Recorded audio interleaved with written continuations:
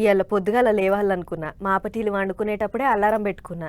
కానీ పొద్దుగాల అలారం మోగినప్పుడు అసలు లేవబుద్దే కాలేదు. చెద్దరు తీస్తే ఎక్కడ లేని ఇగమున్నది. ఇంకా చాలా టైం ఉన్నది కదా అని మళ్ళా చెద్దరు కప్పిన. ఆ టైంక లేచి చూసేటాళ్లకు 9:30 అయ్యింది. బయ్య బయ్య ఇక లేచి తయారై ఆఫీస్కి వచ్చిన. ఇక అబ్బో చిన్న ఇగం పెడతలేదులా.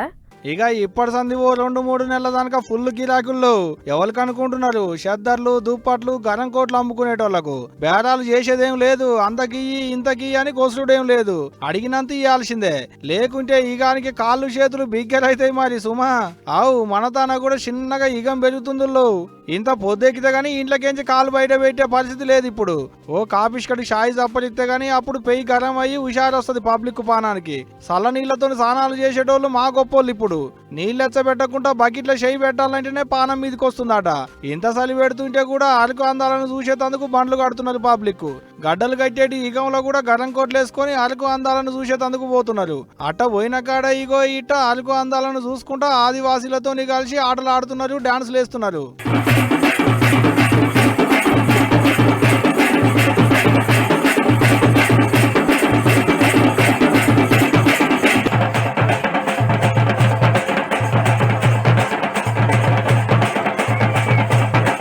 ఇక అరకంటేనే అన్ని దుక్కుల కంటే చలి ఎక్కువ ఉండేటి చోటాయే. అయినా ఆగుతలేరు. పొద్దుగాలనే లేచి ఈగం పెడుతుంటే కూడా మంచు అందాలను చూసేతందుకు పోతున్నారు. మంచు కొండల నడుమున్న అరకు అందాలను చూసేతందుకు 2 కళ్ళు చాలతలేవు అనుకో రాదురి. అంత దూరం పోయిన వాళ్ళు ఉత్తకొస్తారా? ఆటలు ఆడుకుంటా, డాన్సులు వేసుకుంటా, వీడియోలు ఫోటోలు గుంజుకుంటా మస్తు మురిసిపోతున్నారు.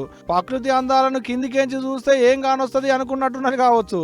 ఇగో ఇట్లా గాలి బుగ్గలకెక్కి అంతా తిరిగి చూసుకుంటా మస్తు మురిసి ముప్పందు అవుతున్నారు పర్యాటకులు. ఓ రోజు ఈగం, ఇంకో రోజు అరకు అందాలు. మామూలుగా లేదు పోండ్రి. షద్దర్ల దుకాణాల కాడనైతే బేరాలు జోరుగా అవుతున్నాయి. పొద్దుగాల పనులకు పోయేటోళ్ళు అయితే ఇట్లా చెవులకు షెల్ల బట్టలు కట్టుకుందే ఇంట్లోకించి కాలు బయట పెడతలేరు. కూరగాయల దుకాణాలు నడిపించుకునేటోళ్ళు ఇగో ఇట్లా గరం మంటలు వేసుకొని కూర్చుంటున్నారు సూరన్న వచ్చేటి దానిక.